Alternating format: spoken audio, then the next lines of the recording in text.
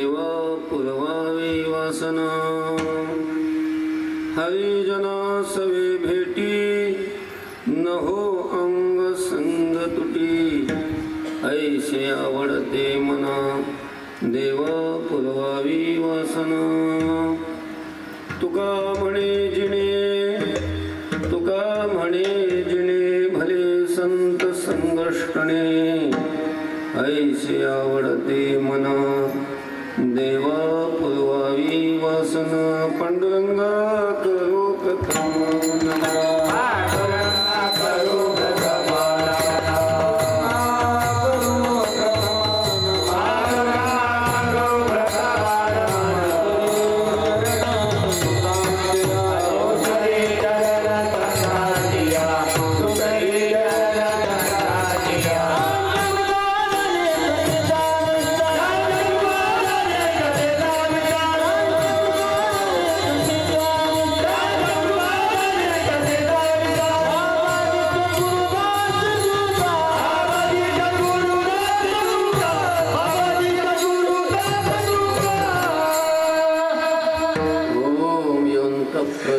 मम वाचमिमां प्रसुप्तां सञ्जीवयत्यखिलशक्तिधरस्वधाम्ना अन्यांश्च हस्तचरणश्रवणत्वगादीन् प्राणान् नमो भगवते पुरुषाय तुभ्यं समचरणसरोजं साङ्गनिलाम्बुदाभं जगन्निहितपाणिं मण्डनं मण्डनानां तरुणतुलसीमाला कन्धरं कञ्जनेत्रं सदयधवलहासं विठ्ठलं चिन्तयामि नमो ज्ञानेश्वर निवृत्तिदेवदार सोपानदेव मुक्ताबाई नमो त्रिभुवनपावनी आद्यत्रय जननी देवाची मस्तक माझा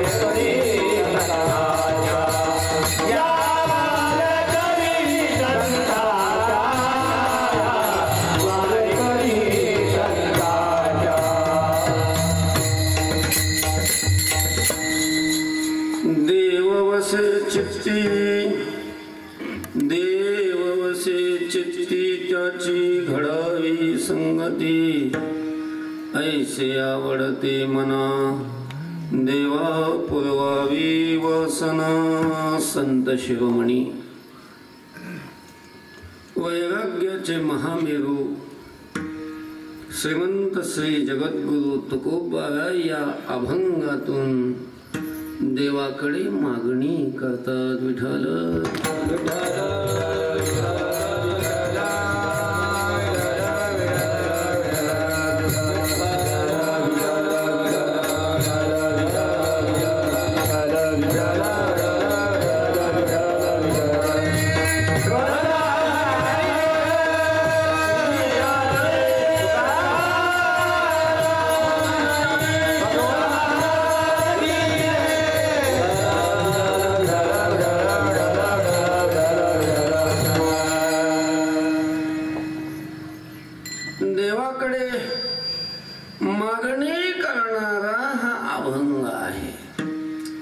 ग्रंथाच्या चिंतनाला आरंभ करण्यापूर्वी भगवान पंढरीनाथाच्या चरणी, ज्ञानोबाराय तुकोबाराय संतांच्या चरणी, श्री गुरूंच्या चरणी उपस्थित असणारी संत महंत मंडळी, सर्व गुणीजन मंडळी, सर्व ग्रामस्थ आणि पंचक्रोशीतून आलेली, बाहेरगावून आलेली सर्व भाविक मंडळी, सर्व माता भगिनी, सर्वांच्या चरणी मनपूर्वक नतमस्तक होतो आणि अभंगाच्या चिंतनाकडे वळतो. अभंग तुकोबारायांचा आहे आणि या अभंगातून तुकोबाराय देवाकडं मागणी करत आहेत. मागणी करणारा अभंग चिंतनासाठी जो निवडला त्याचं कारण हे की आजचा आपला हा सप्ताहातील उपांत्य दिवस आहे. उपांत्य शब्दाचा अर्थ, उपांत्य हा सामासिक शब्द आहे. त्याच्यामध्ये दोन शब्द आहेत, एक उप आणि दुसरा अंत्य. अंत्य या शब्दाचा अर्थ आहे शेवट आणि उप शब्दाचा अर्थ आहे जवळ. आपला सप्ताहातील शेवट उद्या आहे, म्हणजे अंत्य दिवस हा उद्या आहे आणि आजचा शेवटच्या दिवसाच्या जवळचा आहे. कालचा आजच्या पेक्षा दूरचा आहे. शेवटच्या दिवसाचा सप्ताहातील अत्यंत जवळचा दिवस म्हणजे आजचा दिवस आहे. आपण याला उपांत्य दिवसाची जी सेवा असते, या सेवेला आपण जागराची सेवा म्हणतो. उपांत्य थोडस तुम्हाला नवीन वाटत असेल, जाऊ द्या, उपांत्य बाजूला ठेवा. जागराची सेवा आहे आणि जागराची सेवा असल्यानंतर जागराच्या सेवेला देवाकडं मागणी करणारा अभंग चिंतनासाठी निवडावा असा आपल्या संप्रदायातील पूर्वीच्या ज्येष्ठ श्रेष्ठ मंडळीचा नियम आहे. आणि त्या नियमाला अनुसरून उपांत्य दिवस असल्यामुळं, जागराच्या कीर्तनाची सेवा असल्यामुळं देवाकडं मागणी करणारा हा अभंग चिंतनासाठी निवडलेला आहे. विठ्ठल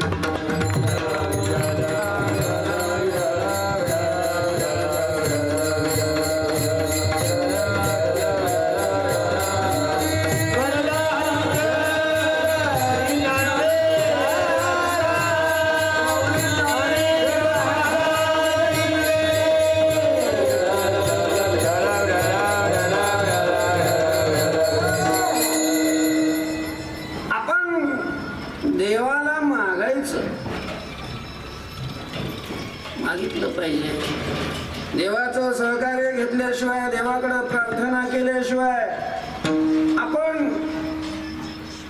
परमार्थातलं साध्य आपल्या स्वतःच्या प्रयत्नाने, आपल्या स्वतःच्या शक्तीने आपण नाही गाठू शकत. आपली शक्ती अपुरी पडते, आपण कमी पडतो आणि त्यामुळं देवाला मागितलं पाहिजे. पण मागत असताना थोडं नीट विचार करून मागितलं पाहिजे. विठ्ठल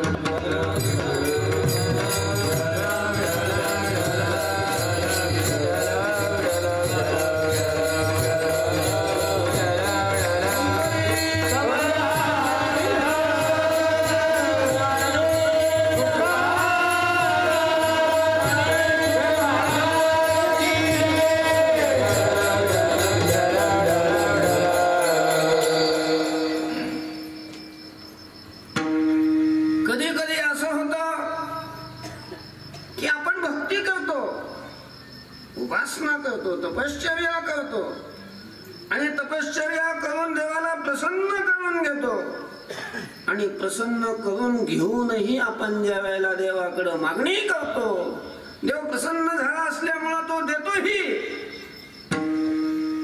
देवाची कृपा प्राप्त करून, देवाचा वर कृपा प्रसाद प्राप्त करून घेऊनही कधी कधी पश्चाताप करण्याची वेळ येते, डोकं बडवून घ्यायची वेळ येते.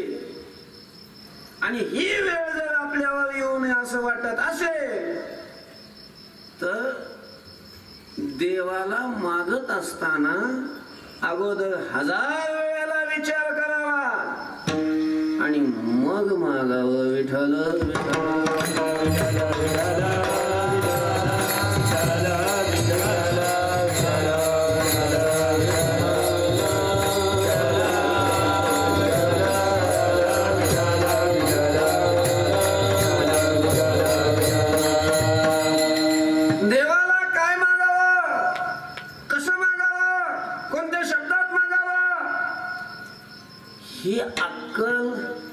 आपल्याला नसते.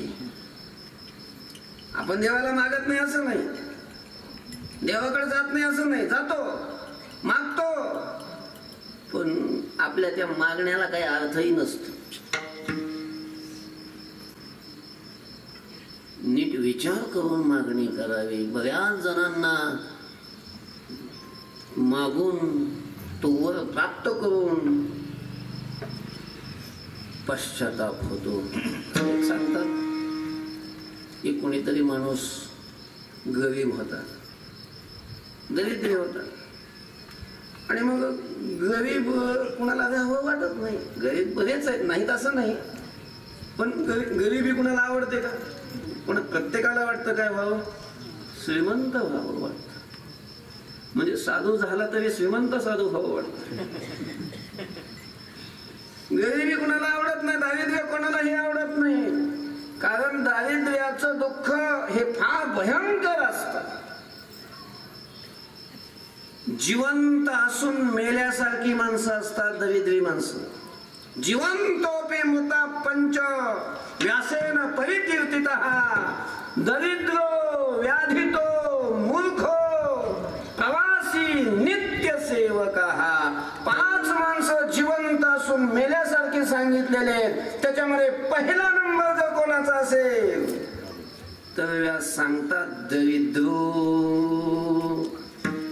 दरिद्री मनुष्य दुःख असतं आणि त्यामुळं दारिद्र्य आवडत नाही. दारिद्र्य जावं, आपल्याला चांगले दिवस यावेत, आपण श्रीमंत व्हावं असं वाटत असतं. त्यालाही वाटत होतं की आपण श्रीमंत व्हावा आणि म्हणून तो प्रयत्न करत होता. खूप प्रयत्न करायचा, कष्ट करायचा, कष्ट करून थोडे श्रीमंत होता.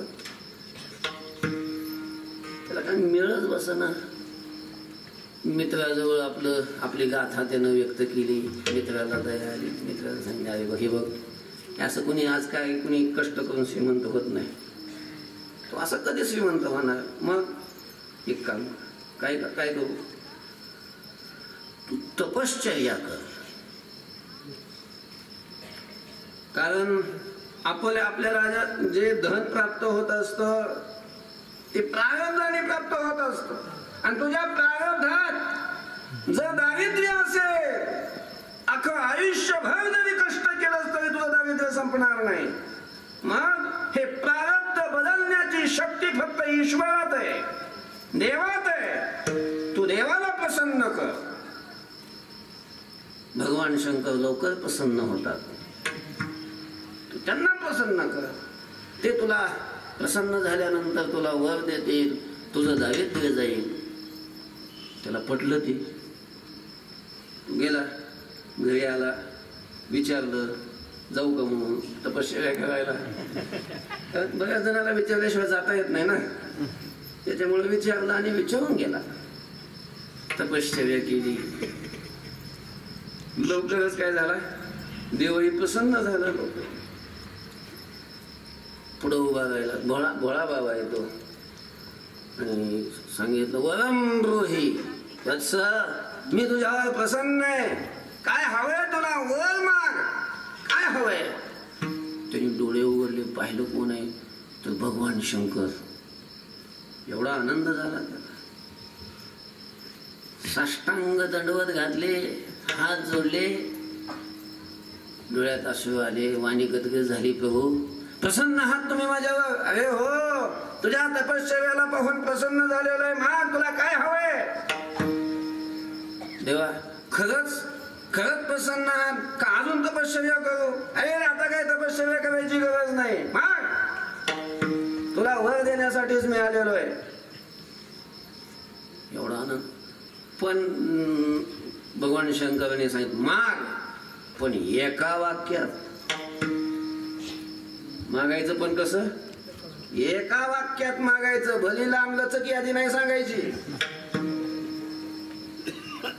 एका वाक्यात मागायचं. काय मागायचं ते माग. त्याला म्हटलं आपल्याला तर गण श्रीमंत व्हायचं नाही, एकाच वाक्यात कसं काय मागावं. त्यांनी विचार केला आणि सांगितलं, मागितलं त्यांना, देवा मला असा वर द्या, कारण त्याला श्रीमंत व्हायचं होतं ना. मी ज्या वस्तूला हात लावीन ती वस्तू सोन्याची झाली पाहिजे. काय झाली पाहिजे? वस्तू सोन्याची झाली पाहिजे. तथास्तु. भगवान शंकरांनी वर दिला आणि गेले निघून. यांना वाटलं खरंच आपलं भगवान शंकराने दिलेला वर खराय का? मग असा तिथं पडलेला एक असा दगड उचलला, खडा हात लावल्यावर खड्याला तो खडा कसा झाला? सोन्याचा. पिवळा झाला ना, दगडाचा दगड होता. एवढा आनंद झाला त्याला. घरी आला. घरी त्याची पत्नी काहीतरी स्वयंपाक करत होते, काहीतरी करत असं घरातलं काम. अगं मी आलो. ती पटकन आली. बाई अगं तुम्ही तर तपश्चर्या करायला गेले होते. अगं हो, तपश्चर्या करून आलो. देव भेटला? हा भेटला. खरंच? अगं खरंच. वर दिला? दिला. काय दिला? मी ज्या वस्तूला हात लावीन ती वस्तू कशाची होईल? सोन्याची होईल. वर दिला. खरंच का? खरंच ग. तिला कुठं पटतंय लगे विश्वास. घरात गेली. एक असं उलत नव्हतं, काळपट लोखंडाच. हा लाव असं टाकलं समोर. लावा बघायला हात. असं हात लावला की ते काळपट ते लोखंडाचं उलत न ते काय झालं? सोन्याचं झालं. मला परिसाचा स्पर्श झाला. कशाला? लोखंडाला. पण त्या परिसाच्या स्पर्शानेही लोखंड काय होतं? सोनं होतं. पण फक्त लोखंडच सोनं होतं. याला वर फक्त लोखंडाला हात लावल्यावर सोनं होईल असं नव्हतं.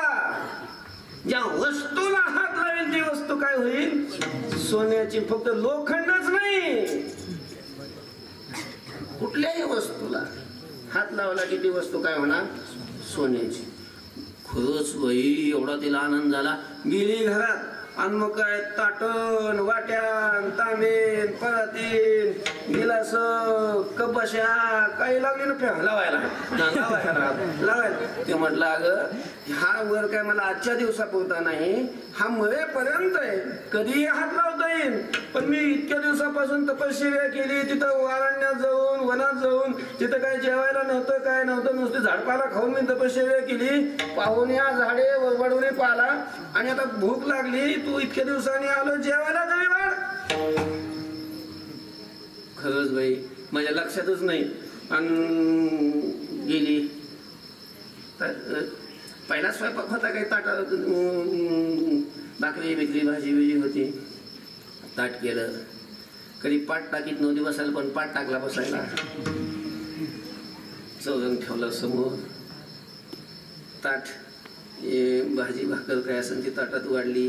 लोणचं, चटणी बिटणी काय असेल ती वाढलं. तांब्या भरून दिला आणि बसा म्हणली जेवायला. बसलं जेवायला.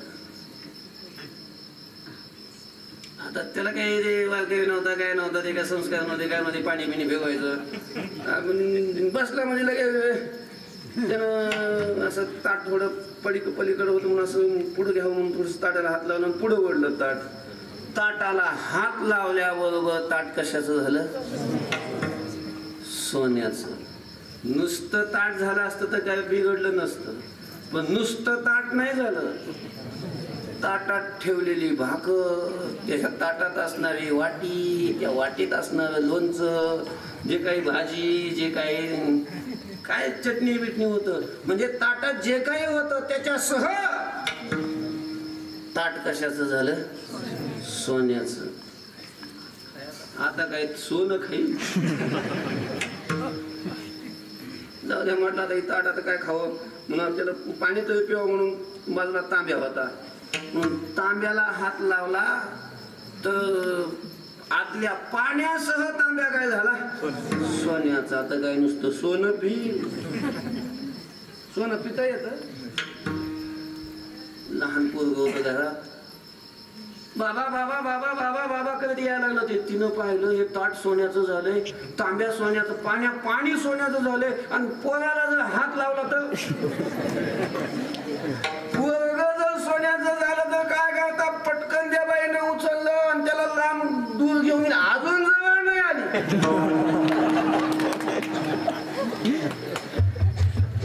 तुम्ही काय हसायला लागले? ती अहो तो अन्न अन्न अन्न पाणी पाणी पाणी पाणी पाणी करून मेला, आणि त्याच्या मृत्यूला कारण जर काय झालं असेल तर त्याने मागितलेलं वरदान. कशामुळे मेला तो? त्याच्या मृत्यूला कोण कारण आहे? त्यांनी केलेली मागणी, त्यांनीच मागून घेतलं आणि त्यांनी केलेली मागणी त्याच्याच मृत्यूला कारण झाली. असं तर होणार नाही ना आपण मागितल्यावर. म्हणून मागत असताना नीट विचार करून मागितलं पाहिजे. काय मागावं?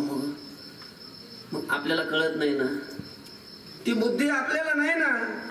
मग काय मागावं, काय मागून घेतल्यानंतर परिणाम चांगला होणार आहे, हा विचार संतांनी केलेला आहे. संतांचे विचार हे अतिशय अशा प्रकारचे पारदर्शी असतात.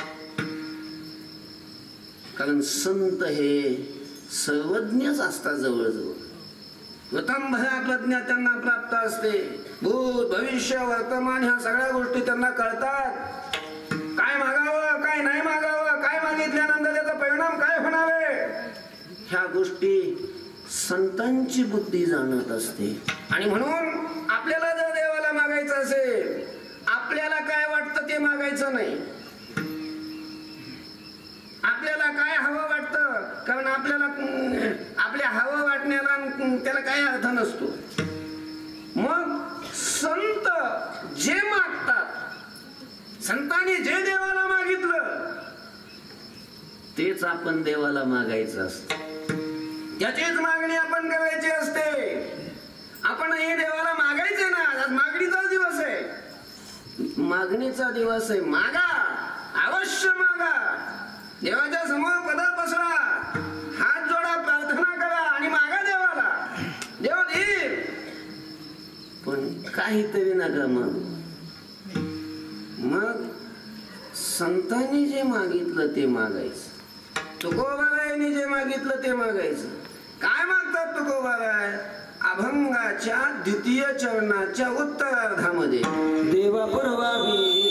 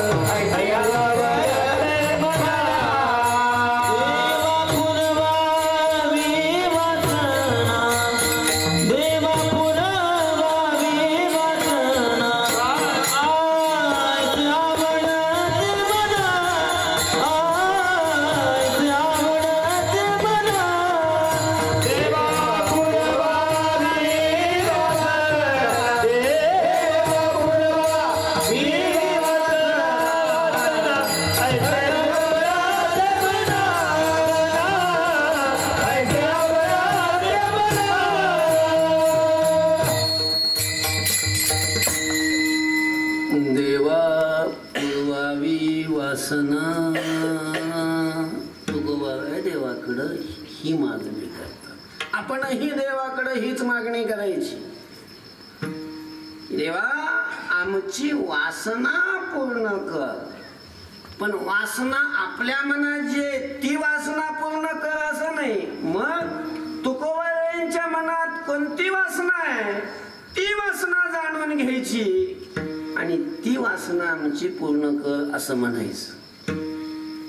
तुकोबाराय देवाला मागत असताना वासना पूर्तीची मागणी करतात. वासना वासना म्हणजे काय तर वासना शब्दाचा अर्थ आहे इच्छा. वासना म्हणजे काय इच्छा. काम, इच्छा, तृष्णा, आशा, वासना हे सगळे जवळजवळ थोडा थोडा फरक आहे त्यांच्यामध्ये. हे सगळे एका अर्थाचे शब्द आहे. एखादी चांगली वस्तू पाहिली आणि ती चांगली वस्तू पाहिली आणि ती मिळावी मिळावी अशी वृत्ती अंतःकरणात निर्माण झाली. ती मिळावी वाटायला लागली की तिला इच्छा म्हणतात. तिला काय म्हणतात इच्छा म्हणतात. ती इच्छा अधिक वाढली की तिला तृष्णा म्हणतात.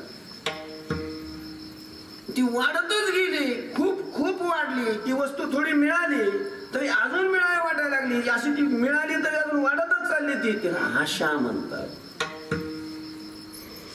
आणि ती वस्तू मिळावी वाटत होती. मिळावी म्हणून प्रयत्नही केले. खूप खूप प्रयत्न केले. प्रयत्न करून अनेक प्रयत्न करून सुद्धा ती वस्तू मिळालीच नाही. ती इच्छा तशीच राहिली. खूप दिवसापासून राहिली. ती फार जुनी झाली. अशी खूप दिवसापासून जी मनात इच्छा असते तिला वासना म्हणतात. विठ्ठल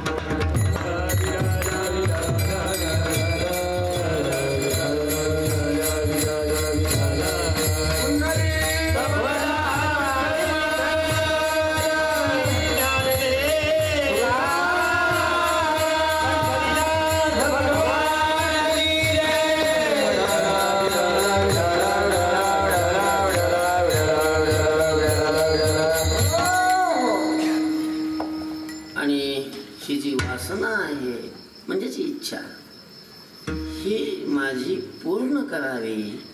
माझी वासना पूर्ण करावी देवाने. अशा प्रकारची मागणी तुकोबाराय देवाकडे करतात. देवा पुरवावी वासना. तेव्हा इथं आपल्याला शंका येते की तुकोबाराय ही असल्या प्रकारची मागणी कशी करतात. तुकाराम महाराज भक्त आहेत, साधू झालेत आणि साधू झाल्यानंतर असली मागणी देवाकडे करावी त्यांनी. देवा पुरवावी वासना. ज्याला साधू व्हायचंय, ज्याला परमार्थ करायचंय त्यांनी परमार्थात येतानाच वासना त्यागावी लागते. आशाहीच मूळ कानूनी काढावी. आशाहीच मूळ कानूनी काढावी. आशाहीच मूळ कानूनी काढावी. आशाहीच मूळ कानूनी काढावी.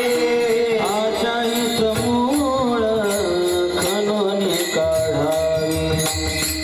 आशाहीच मूळ कानूनी काढावी. आशाहीच मूळ कानून काढावी. आशाहीच मूळ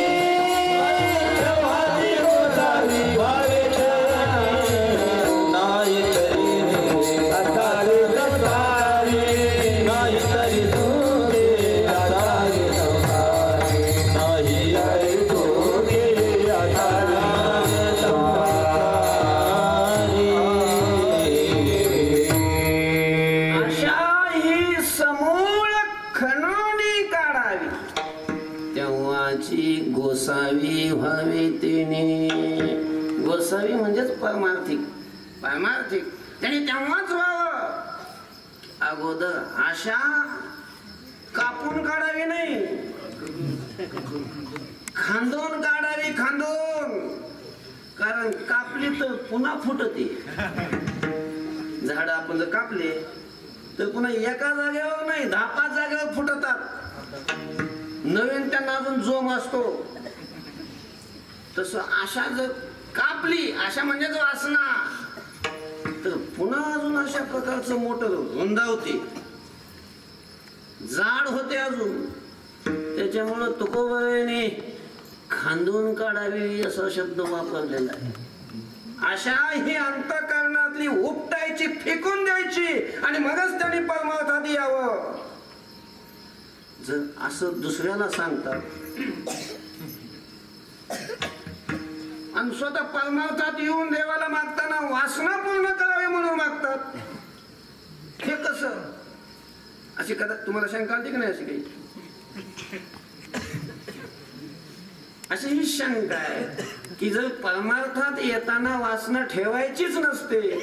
कारण वासना ही परमार्थ करणाऱ्याला नाही, सगळ्यालाच घातक आहे.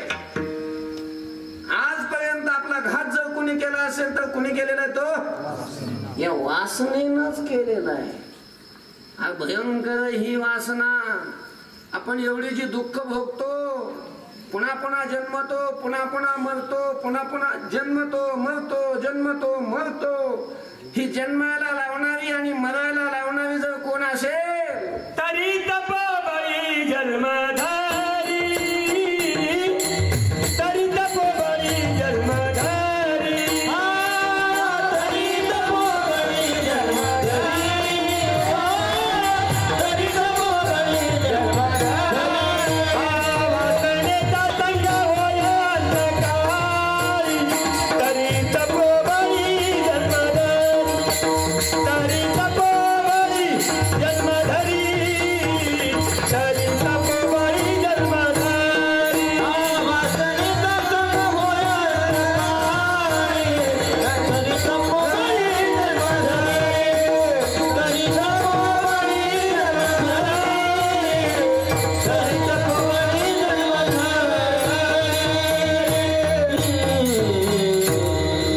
तपस्वी तपस्वी संसाराकडे पाठ फिरवून अरण्यात जाऊन राहणारे, झाडाची पानं खाऊन जीवन जगणारे,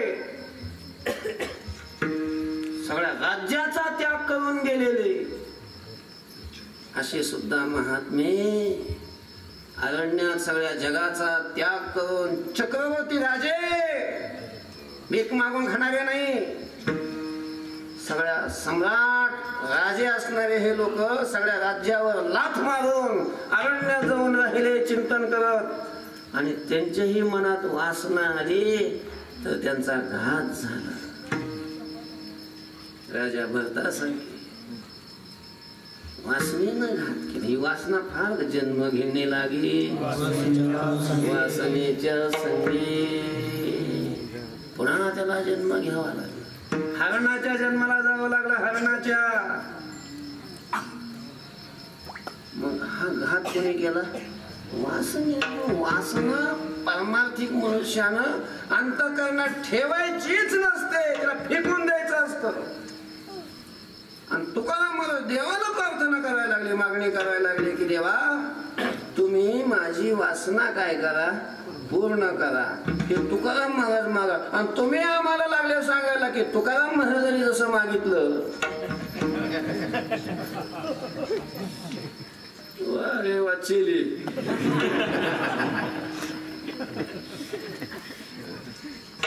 तुकाराम महाराजांनी का असं मागावं का? आणि तुम्ही पुन्हा त्यांनी जसं मागितलं तसं मागाय सांगायला लागले आम्हाला. असं पुन्हा कदाचित तुम्हाला वाटत, पण तसं नाही. तुकाराम महाराजांनी जे मागितलं तेच मागायचं.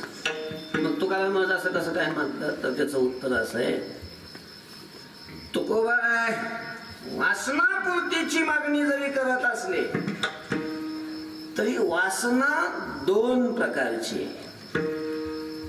वासनेचे दोन प्रकार आहेत. एक आहे सद्वासना आणि दुसरी आहे असद वासना विठ्ठल.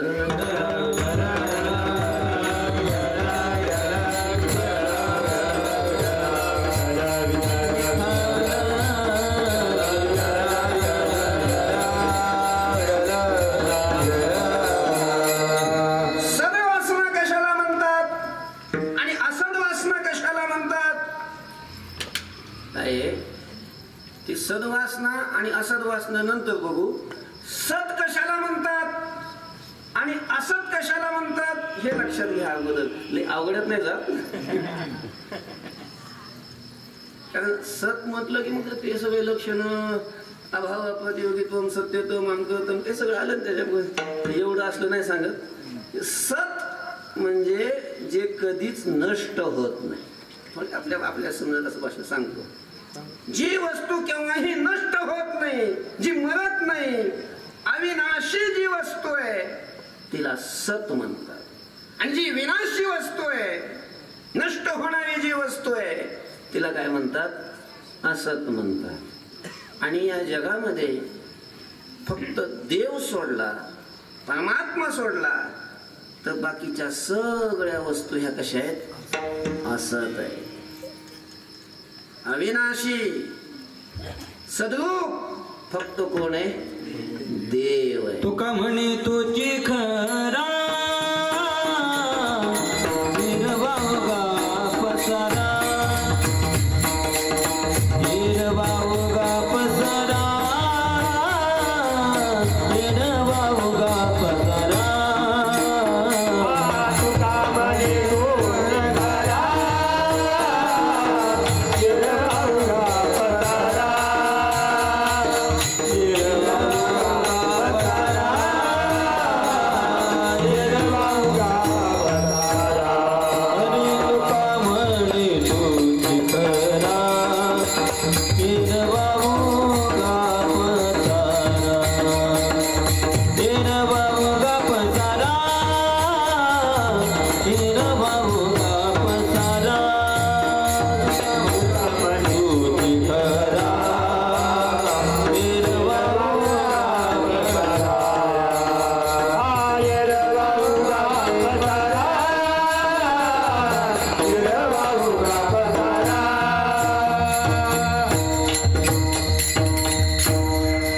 तुका म्हणे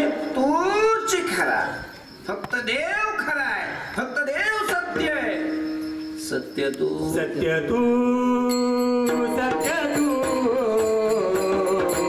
सत्य तू विठ्ठला सत्य तू सत्य तू सत्य तू विठ्ठला सत्य तू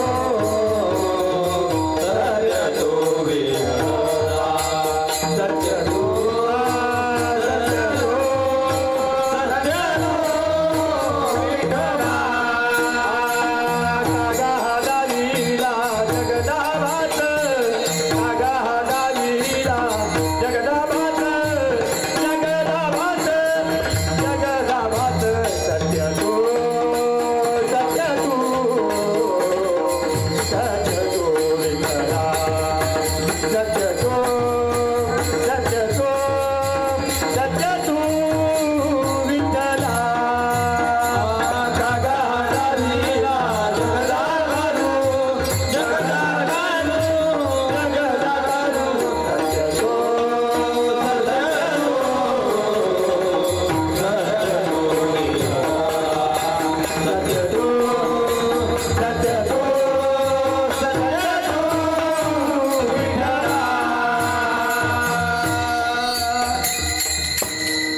सत्य तू सत्य तू सत्य तू विठ्ठला. विठ्ठल सत्य, देव सत्य आहे. देवाशिवाय बाकीचं काही सत्य नाही. आणि सत्य असलेला जो देव त्याच्या प्राप्तीची वासना ही आहे सद्वासना. देवाशिवाय बाकीचं काहीही मिळावं असं वाटत असेल, देवा वाचून इतर वस्तूच्या प्राप्तीची वासना म्हणजे इच्छा ही आहे असद वासना. देवाच्या प्राप्तीची इच्छा म्हणजे सद्वासना. आणि ही सद्वासना सगळ्याच्या अंतःकरणात नाही ना. इथं बसलेल्यापैकी सगळ्यांना वाटतं देव मिळावा, पैसा मिळावा वाटतो का देव मिळावा वाटतो? पैसा मिळावा वाटणं ही असद वासना आहे. गाडी मिळावी वाटणं ही असद वासना आहे. लोकांमध्ये मान मिळावा वाटणं ही असद वासना आहे. एखादी पोरगी भेटावी असं वाटणं ही असद वासना आहे. ज्यांना मुलं होत नाहीत मुलं व्हावी असं वाटत असेल असद वासना आहे. फक्त देवाची प्राप्ती व्हावी वाटणं ही आहे सद्वासना. आणि ही वासना सहजासहजी मनात निर्माण होत नाही, फार पुण्य लागतं. तैसी दुर्लभती सद्बुद्धी जिया परमात्माची अवधी जैसा गंगेशी उदधी निरंतर. त्यालाच ज्ञानोबारायांनी सद्बुद्धी म्हटलं. ही कशासाठी सांगितलं? हे दोन प्रकार आहेत वासनेचे. वासना म्हणजे इच्छा. एक आहे सद्वासना आणि दुसरी आहे असद वासना.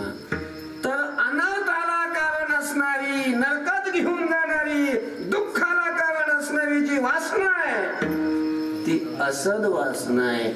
या असद वासनेचा त्याग करावा लागतो आणि परमार्थात येताना सद्वासना मनात धरूनच यावं लागतं. सद्वासना त्यागावी नाही लागत. सद्वासना घातक नाही. सद्वासनाच आपल्याला परमार्थ करून घेत असते. आणि तुकोबारायांच्या अंतःकरणामध्ये जी वासना आहे ती सद्वासना आहे. देवाच्या प्राप्तीची वा देवाची प्राप्ती ज्या साधनाने होते ते साधन मिळावे अशा प्रकारची जी इच्छा आहे तिलाच काय म्हणतात? सद्वासना म्हणतात. आणि तुकोबारायांच्या अंतःकरणामध्ये असणारी जी वासना आहे ती असद वासना नाही, ती कोणती आहे? सद्वासना आहे. आणि सद्वासना असल्यामुळं तुकोबाराय म्हणतात की देवा माझी ही वासना तुम्ही पूर्ण करा. देवा पुरवावी वासना. तेव्हा आता प्रश्न आपल्या पुढे हा उभा राहतो की तुकोबाराय म्हणतात वासना पूर्ण करा. तेव्हा तुकोबारायांच्या अंतःकरणामध्ये असणारी जी वासना त्या वासनेचं स्वरूप काय आहे? ती वासना कशा स्वरूपाची आहे? ती तुकोबारायांच्या अंतःकरणामध्ये वासना म्हणजे इच्छा. ती कशा स्वरूपाची आहे की जी देवाला पूर्ण करा म्हणतात? काय इच्छा आहे महाराज तुमची? कसली वासना आहे तुमच्या अंतःकरणात? त्याचं उत्तर तुकोबाराय अभंगाच्या प्रथम चरणामध्ये देव बसे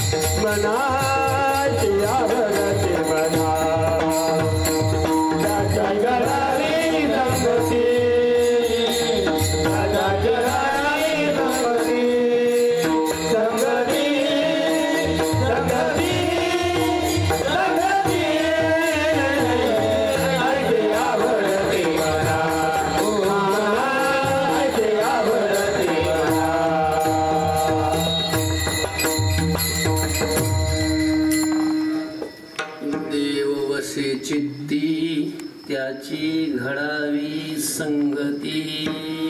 काय वासना आहे तुकोबारायांच्या अंतःकरणामध्ये, काय इच्छा आहे, त्या इच्छेचं स्वरूप तुकोबाराय बोलून दाखवतात.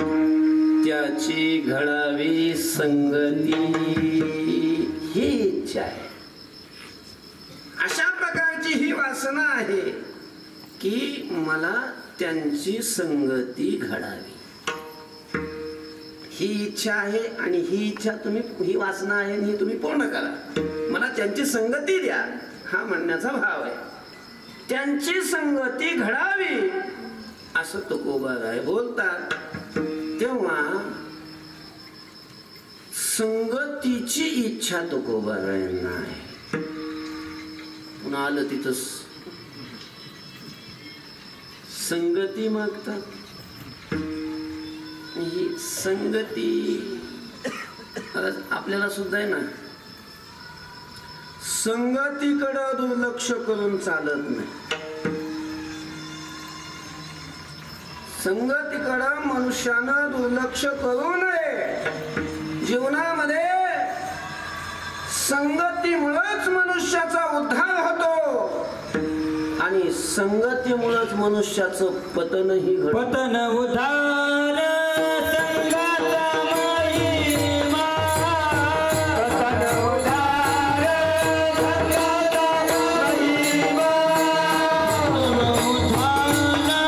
संगाचा महिमा,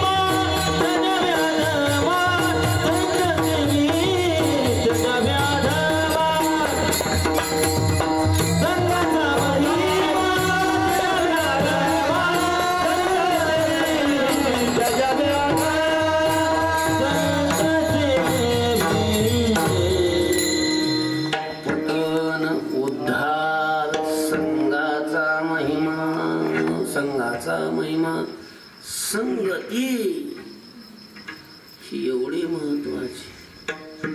उद्धार करणारी ही संगतीच आहे. संगतीच वाल्या कोळ्याला वाल्मिकी ऋषी बनवते आणि संगतीच वेदशास्त्र संपन्न असणाऱ्या एखाद्या सत्पुरुषाला आजमेळ बनविते.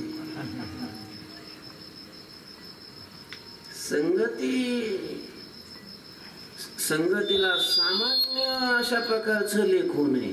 तुकोबारायांनी एक दृष्टांत दिलेला आहे. देखनाच्या संगे हिरा जो भंगला, सुसंगे नाडीला सुसंगे नाडीला देखनाच्या संगे हिरा जो भंगला, सुसंगे नाडूला साधू रैसा, सुसंगे नाडीला साधू रैसा.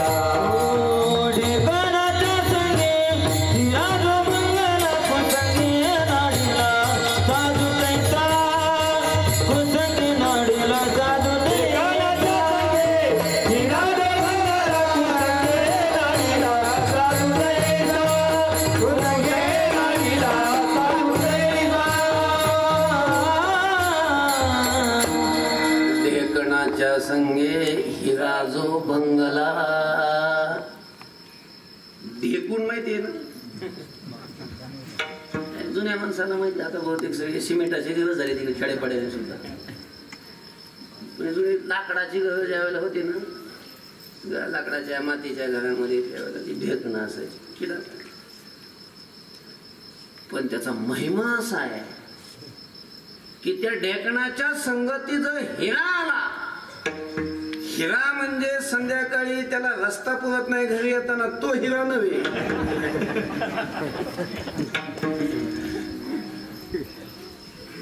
हिरा म्हणजे रत्न, आणि तो बी असा नकली हिरा नाही, खरा ओरिजिनल हिरा. कसा ओळखायचा ओरिजिनल? त्याला असं आयरणीवर ठेवायचं. हिरा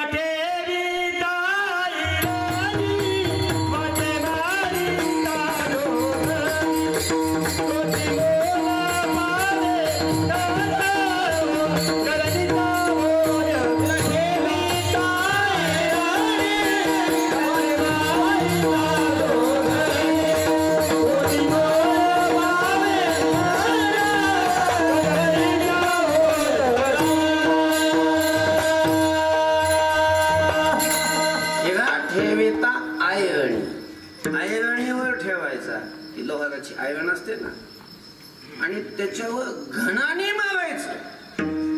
घन म्हणजे मृदंग लावण्याची हातोडी नाही, ती हातोडी आहे. हातोडी अशी एक हाताने हाणायची असते, तिला हातोडी म्हणतात. जी एक हाताने हाणता येत नाही, एका हाताने उचलतच नाही, त्याला 2 हात लावावे लागतात. त्याला काय म्हणतात? घन नाही, हातोडा. असा दोन्ही हाताने धरायचा, असा वर उचलायचा आणि मारायचं, त्याला हातोडा म्हणतात. एका हाताने हाणतात ते हातोडी, 2 हाताने हाणावा लागतो, त्याला काय म्हणतात? हातोडा. घनही 2च हाताने हाणावा लागतो, कारण 3 हात नाहीतच आपल्याला. पण असा उचलून हाणता नाहीये, मग असा फिरवून हाणावा लागतो. ते लोहाराकडे असतं बघा, ते लोहार असं ते अग्नीमध्ये लोखंड तापवतो, आयरणीवर ठेवतो, आणि दुसरा एखादा माणूस किंवा त्याची पत्नी असते, ती घन घेते, सवय झालेली असते, आणि ते असं उचलून मारणे एवढा तो हलका नसतो, तसा उचलतच नाही. त्याला त्या अवसानाला घेऊन असं त्या टॅक्ट असते ती, आणि त्या असा फिरवून मारावा लागतो. त्याला घन म्हणतात. घन मोठा असतो, असा सन सन सन सन सन ते लोक मग सरकत असत, मारायला लागल्यावर घनाने झाडा असतो. आणि अशा त्या आयरणीवर हिरा ठेवायचा आणि वर घनाने मारायचा. जर ओरिजिनल नसेल, करणीचा असेल, कृत्रिम असेल, तर त्याचा चुरा होईल. आणि जर ओरिजिनल हिरा असेल तर आयरणीवर ठेवून घनाने मारला तरी त्याचा चुरा नाही होणार. एक तर आयरणीत घुसेल, नाही तर घनात घुसेल. एवढा कठीण असतो कोण? हिरा. एवढा कठीण हिरा, एवढा पण पुढचा आहे का? पण एवढा कठीण असलेला हिरा जर ढेकणाच्या संग एकच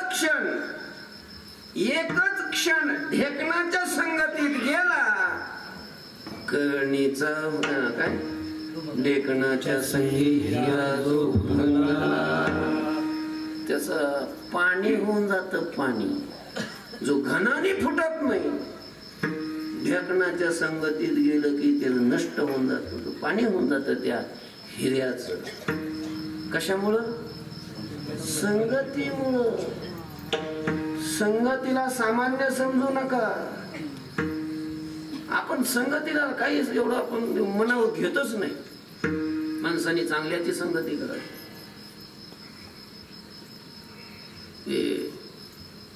काय झालं, एक चित्रकार होता, जातीवंत चित्रकार.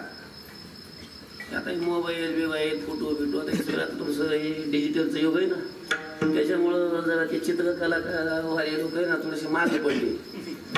पूर्वी यांना फार त्यांना मानत होते, कारण चित्रावर सगळं असायचं ना, चित्रकला चांगली होती. त्याला मनात आलं की आपण एखाद्या सज्जनाचं चित्र काढावं, जगामध्ये ते चित्र प्रसिद्ध करावं. आणि मग प्रसिद्ध केलं, आपल्याला त्याच्यापासून काही द्रव्य लाभ होईल असं त्याला वाटलं. आणि मग एखादा सज्जन पहावा, एखादा सज्जन जर भावला तर त्याचं चित्र काढावं म्हणून तो फिरायला लागला. आता सज्जन कुठं सापडतील? तीर्थ क्षेत्र, मंदिर, आश्रम असं फिरायला लागला. फिरता फिरता अनेक तीर्थ फिरत होता, आश्रम फिरत, एका आश्रमात गेला. गुरुकुल होत. त्या आश्रमामध्ये 20-21 वर्षाचा तरुण, पण गुरुकुलात राहिलेला, गुरूंची सेवा, त्रिकाल संध्या, वेदाचा अभ्यास. आणि मग त्याला पाहिल्यानंतर त्याचे सगळे ते हावभाव, त्याची ठेवण शरीराची वगैरे, चेहऱ्याची, त्याला वाटलं काय सज्जन माणूस. सज्जन पाहिल्याबरोबर मन काय झालं, भावावून गेलं. हा, याचं चित्र आपण काढा. त्याच्या जवळ गेला. अहो काय विनंती केली त्यानं, थोडा वेळ तुम्ही असं बसता का? कशाला? नाही, मला असं असं वाटतंय, तुमचं चित्र काढावं असं वाटतंय. कशासाठी? मी चित्रकार आहे आणि मला चित्र काढून ते चित्र प्रसिद्ध करून मला द्रव्य लाभ मिळावा अशी इच्छा, दुसरं काही नाही. प्रसिद्ध व्हावं चित्र म्हणून. एक सज्जनाचं चित्र काढावं असं माझा मानस आहे. मी सज्जनाचा शोध घेत होतो. असं सज्जनाचा शोध घेता घेता तुम्हाला पाहिल्यानंतर मला असं वाटलं की जर तुमचं चित्र जर मी काढलं आणि ते जर जगात प्रसिद्ध केलं तर हे सज्जनाचं चित्र आहे म्हणून हे जग मान्य होईल आणि मला काय होईल, द्रव्य लाभ होईल. असं त्यांनी विचारलं. ठीक आहे, मला बसतो. बसला. त्यांनी चित्र काढलं. ते चित्र प्रसिद्ध झालं, राजापर्यंत गेलं. राजानं त्याला द्रव्य लाभ प्राप्त केलं, द्रव्यही दिलं. झालं, त्याला त्याचं नाव लौकिक झालं. जिकडं तिकडं तो चित्रकार म्हणून प्रसिद्ध झाला. बरेच दिवस झाले, 10-15 वर्षाचा काळ निघून गेला. त्याचं मस्त चालू होतं, प्रसिद्ध झालेला होता चित्रकार हा. 10-15 वर्षाचा कालावधी निघून गेल्यानंतर त्याच्या मनात आलं एक दिवस की आपण 15 वर्षापूर्वी एका सज्जनाचं चित्र काढलं होतं आणि त्या चित्रामुळेच आपण काय झालो, जगात प्रसिद्ध झालो. अजून आपण एखादं चित्र काढावं, अजून आपली प्रसिद्धी वाढेल, अजून प्रसिद्धी होईल. आपण सज्जनाचं, आता कोणाचं चित्र काढायचं? एका दुर्जनाचं काढू. चित्रकार आहे ना तो, एका दुर्जनाचं चित्र काढू. आता दुर्जनाच्या शोधात लागला तो. आता दुर्जन कुठं मंदिरात सापडतील काय? मग तो असे दारूचे अड्डे, वेश्येचे अड्डे असे असं शोधात होता. जेलमध्ये गेला आणि एका कारागृहात गेल्यानंतर त्याला एक दुर्जन दिसला आणि त्या दुर्जनाजवळ गेल्यानंतर त्याला वाटलं हा खरा 1 नंबरचा दुर्जन दिसतो. याचं चित्र जर आपण काढलं आणि ते जर प्रसिद्ध केलं तर आपल्याला द्रव्यलाभ होण्याची शक्यता आहे. चित्रकारच होतो, जातीवंत होतो. आणि मग तो गेला त्या दुर्जनाजवळ. थोडंसा त्याला विनंती वगैरे केली, अहो थोडं बसता का? ती म्हणे का? नाही म्हणे, मी चित्रकार आहे. हां, तुमचं चित्र काढायचं. कशासाठी माझं चित्र काढतोय बाबा तू? नाही, मला असं वाटलं की तुम्ही 1 नंबरचे दुर्जन आहे. 1 नंबरचे, पण एवढा 1 नंबरचा दुर्जन असून सुद्धा तुला माझं चित्र काढावं वाटतं का? नाही, माझा असा मानस आहे की दुर्जन म्हणून मला तुम्ही भावले आणि तुमचं चित्र काढून प्रसिद्ध करावं आणि त्याच्यातून द्रव्य लाभ प्राप्त करून घ्यावा असं मला वाटतंय. काय तुमची आहे का काही याच्याबद्दल परवानगी? त्यांनी अनुमती दिली पाहिजे ना चित्र काढण्यासाठी. ठीक आहे म्हणजे, पण तुम्हाला असं का वाटतं की दुर्जनाचं चित्र प्रसिद्ध करावं? मग त्यांनी सांगितलं की मी 15 वर्षापूर्वी एका सज्जनाचं चित्र काढलं होतं आणि ते चित्र काढल्यानंतर मी चित्रकार म्हणून प्रसिद्ध झालो, माझी प्रसिद्धी झाली आणि मला अनेक द्रव्य लाभही झाला खूप. आता पुन्हा दुर्जनाचं चित्र काढा वाटतंय. ठीक आहे म्हणे, माझं चित्र काढा, 1 नाही 2 काढा, पण ज्या सज्जनाचं तुम्ही चित्र काढलं म्हणता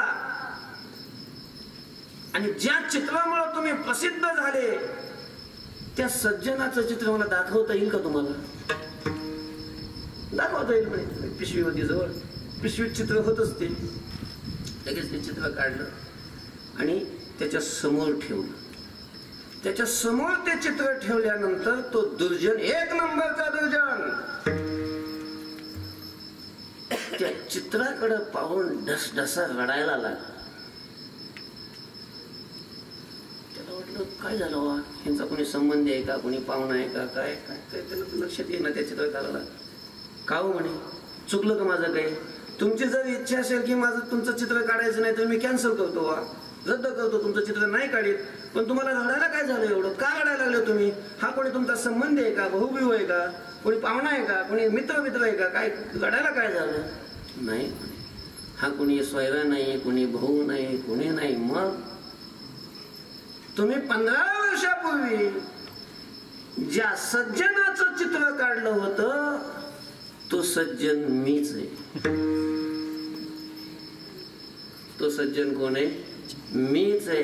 की 15 वर्षाचा कालावधी गेल्यानंतर त्याच तुम्हाला एक नंबरचा दुर्जन म्हणून चित्र काढावं वाटलं आणि 15 वर्षापूर्वी त्याच माझं तुम्ही एक नंबरचा सज्जन म्हणून चित्र काढलं.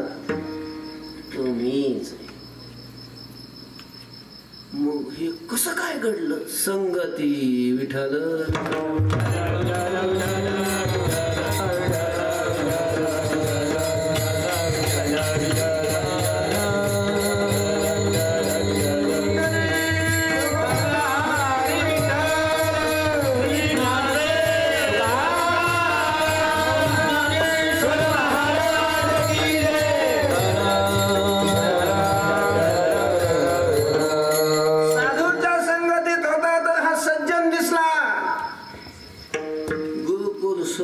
संगती बिघडली. दुर्जनाच्या संगतीत आला आणि एवढा वाहत गेला की हा 15 वर्षात एक नंबरचा दुर्जन घडला. याला कारण काय? संगती. संगती. त्यामुळं संगतीकडे दुर्लक्ष करून चालत नाही. संगती मनुष्याच्या जीवनामध्ये फार महत्वाची आहे. संगतीच आपल्याला भगवंतापर्यंत घेऊन जाते. आणि म्हणून तुकोबारायांच्या अंतःकरणामध्ये या संगतीविषयीची वासना आहे, संगतीविषयीची इच्छा आहे. त्याची घडावी संगती. त्याची म्हणजे कोणाची? जावयाची, मग सरपंचाची, मंत्र्याची नाही. देववशी चित्ती. तुकोबारायांनी असं नाव नाही सांगितलं, त्याचं लक्षण सांगितलेलं आहे. तो काय करतो हे नाही सांगितलं, तो पॅन्ट घालतो का धोतर घालतो हेही नाही सांगितलं. त्याच्या चित्तात काय आहे? ज्याच्या चित्तात देव आहे त्याची संगती घडावी. विठ्ठल विठ्ठल विठ्ठल.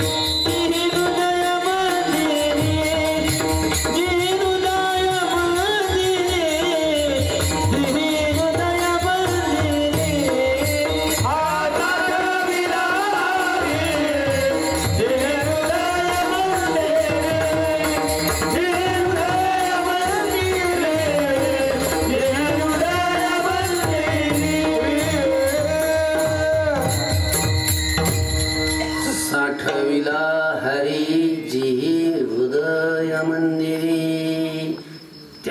संगती आम्हाला घडावी.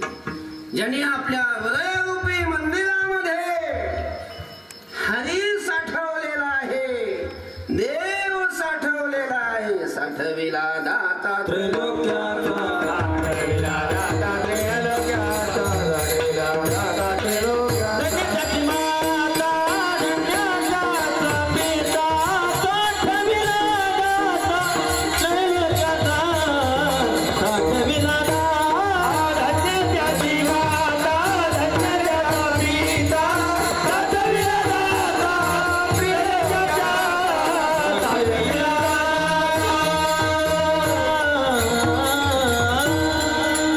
साठविला दाता त्रैलोक्याचा.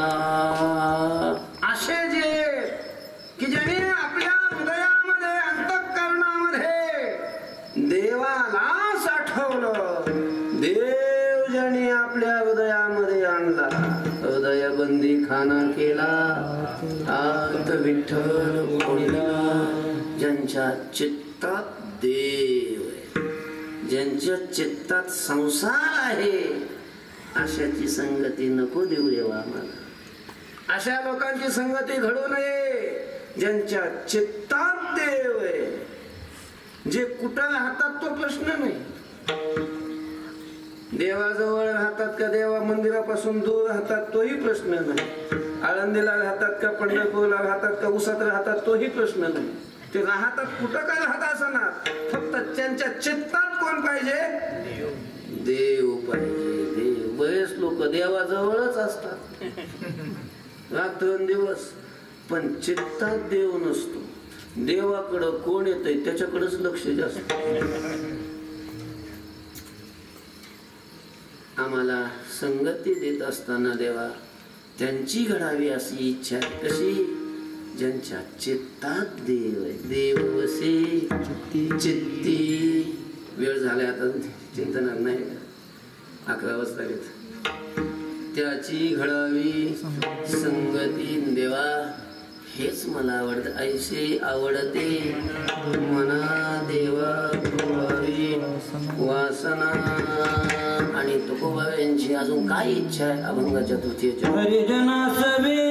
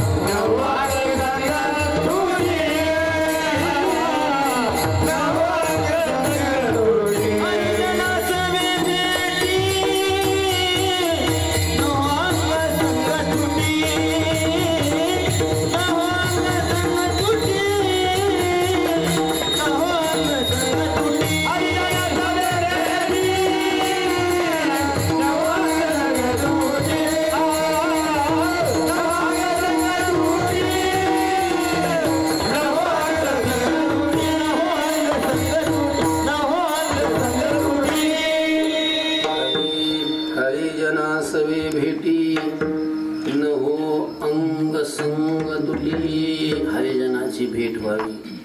ज्यांनी देव चित्तात बसवला असे हरिजन असतात, हरिदास असतात, हरिभक्त असतात, वैष्णव असतात. आणि अशांची भेट व्हावी. त्यांची भेट झाल्यानंतर त्यांच्या अंगापासून, त्यांच्या संगतीपासून आमची तुटी होऊ नये, त्यांच्यातून आमच्यात कधीही वियोग घडू नये, अशा प्रकारचं तुकोबाबाई आपली इच्छा व्यक्त करतात. हरिजना सवे भेटी न हो अंग संग तुटी. तुकोबाबाईंना विचारलं, महाराज तुम्हाला त्यांची संगती व्हावी वाटते, त्यांचीच भेट व्हावी वाटते, त्यांच्या संगतीपासून, त्यांच्या अंगसंगापासून तुम्हाला दूर व्हावं वाटत नाही, असं का वाटतं? त्यांच्या संगतीत राहावं असं, अखंड त्यांच्या संगतीत राहावं असं का वाटतं? त्याचं उत्तर शेवटच्या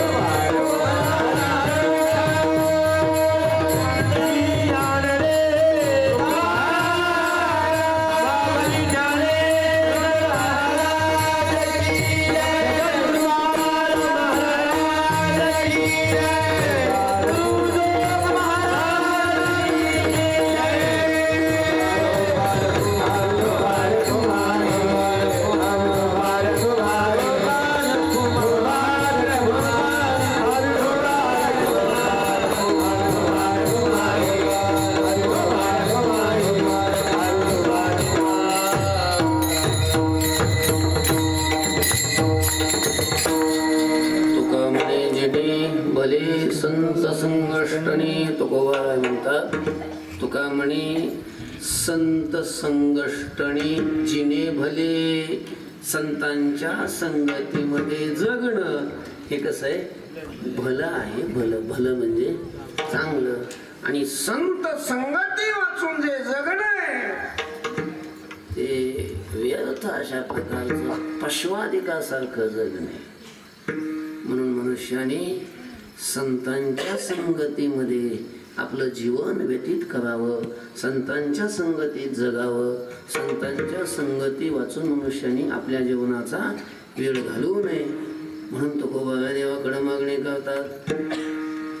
देव वसे चित्ती त्याची घडावी संगती. ऐसे आवडते मना देवा पुरवावी वासना. आपणही देवाकडं हीच मागणी करूयात की देववशी चित्ती त्याची घडावी संगती. ऐसे आवडते मना देवा पुरवावी वासना. अशी देवाकडे प्रार्थना करून मागणी करून सेवेला पूर्ण विराम देऊया. तरी न्यूनते पते अधिकते सरते कवनी घ्यावे तुमते विनवित्वासे. ज्ञानेश्वर माऊली